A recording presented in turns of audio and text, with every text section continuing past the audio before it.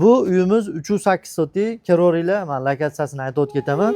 Lokatsiya narxini aytib yuboramiz. Sirasi biz uzoq kutilmaymiz. Farg'ona shaharida qaysi bankning orqasida edi? Kapital bankning orqasida shaharning markazidan 308 sotik to'rt xona uyda 50 ming deyaptilar. Puli operatsiya uchun zararlangan o'g'illarni operatsiya qilar ekanlar.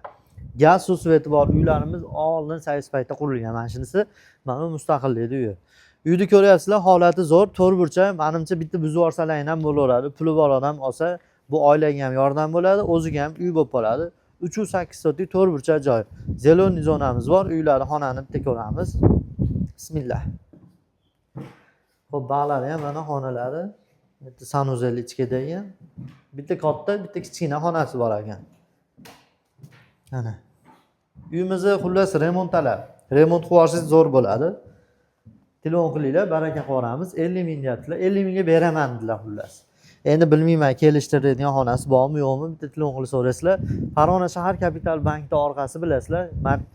Shaharning markazi deydi. Uyimizning orqasida dom bor, mana bu yerdan ko'riladi.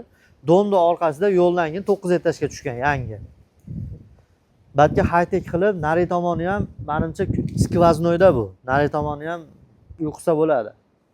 Nari tomoni ham. Zo'r lokatsiyamiz. Telefon qilsalaring sizlarga baraka qilamiz. Sog' bo'linglar.